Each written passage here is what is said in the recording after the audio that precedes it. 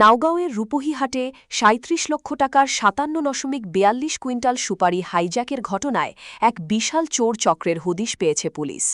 তদন্তে নেমে জানা গেছে, এই চোরাই কারবারে শুধু দুষ্কৃতিকারীরাই নয়, জড়িত রয়েছে এলাকার বেশ কিছু প্রতিষ্ঠিত সুপারি ব্যবসায়ীও। পুলিশ সূত্রে প্রকাশ, গেরিকির খাইরুল ইসলামের মালিকানাধীন একটি ট্রাকে করে সুপারিগুলো পশ্চিমবঙ্গের খড়গপুরের দিকে যাওয়ার পথে হাইজ্যাক হয়।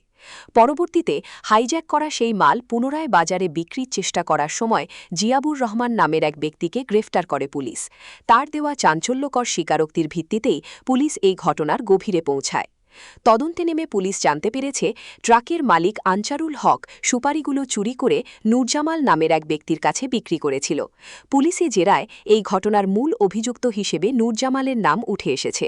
এছাড়াও ট্রাক মালিক আনচারুল হক, মুল্লাপট্টির আবু হানিফা এবং লাইলুরির ওয়ালিউল্লার নামও এই চক্রের সাথে জড়িত বলে জানা গেছে।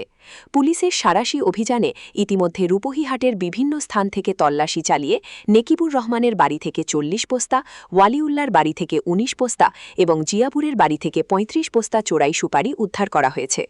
ঘটনার সাথে জড়িত জিয়াবুর রহমানকে গ্রেফতার করা সম্ভব হলেও এই হাইজ্যাক কাণ্ডের মূল মাস্টারমাইন্ড নূরজামাল এখনও পুলিশের নাগালের বাইরে এবং পলাতক রয়েছে। বর্তমানে রূপহীহাট থানার তদন্তকারী অফিসার আব্দুল বারেক সরকারের নেতৃত্বাধীন পুলিশ দল এই ঘটনার সাথে জড়িত বাকি অপরাধীদের ধরতে এবং পুরো চক্রটিকে সমূলে উৎপাটন করতে জোরদার অভিযান চালিয়ে যাচ্ছে। আনসারুল নামৰ গাড়ীৰ মালিক আৰু হি ড্ৰাইভাৰ, হি গাড়ীটো লৈ ওলাই গৈছিলে, সুপাৰিখিনি বেচিছিল। সি লৈ গৈছিলে, সি লৈ যোৱাৰ পিছত ৩ দিন পিছত মোক কৈছে গাড়ীখন ৱেষ্ট বেংগলৰ খড়গপুৰত হাইজেক মালে সৈতে গাড়ীয়ে হাইজেক কৰি নিছে বুলি কৈছে। জনোৱাৰ পিছত আমি আৰু বিশ্বাস কৰিবই লাগিব। তেতিয়া আৰু মনে মনে ডাউটো হৈছে। আমি নিজাববীয়াকে লোকেল তদন্ত কৰাৰ পিছত সিহঁতে জনাইছে যে আমি খবৰ পাইছো যে ইয়াতে মালটো আছে। আমি সুপাৰি মনে মনে থকাৰ কেইদিন পিছত সেই মালটো সুপাৰিখিনি আমাৰ তাত চেম্পল আহিছে। চেম্পল অহাৰ পিছত ৩৫ বস্তা চেম্পল আহিছে। তেতিয়া আমি ৩৫ বস্তা মাল কিনি লৈছো যাতে সি আকৌ গুচি নাযায়। আৰু মাল আছে যিহেতু আৰু লৈ আহিব কৈছে।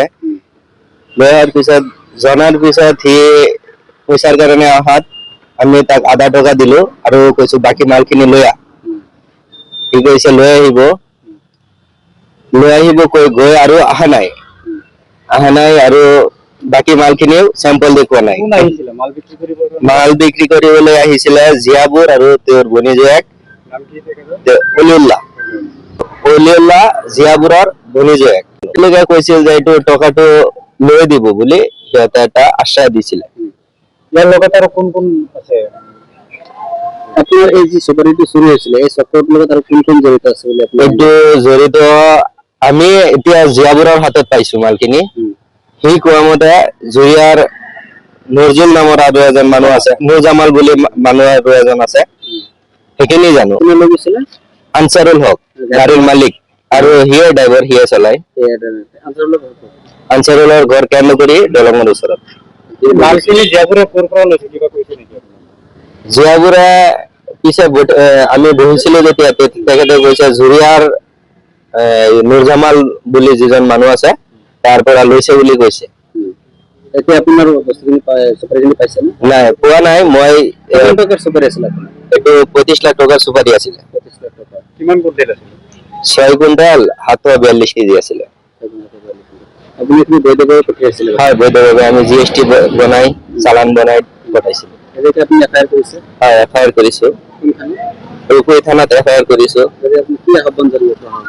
মই প্ৰশাসনক এইটো আহ্বান জনাব বিচাৰো যে আমাৰ এইটো মানে আমি সৰু ক্ষুদ্ৰ ব্যৱসায়ী, সেই হিচাপে আমাৰ এইখিনি উদ্ধাৰ কৰি দিলে আমাৰ সহজ হয়, নহলে আমিতো আৰু বৰবাদ হৈ যাব লাগিব।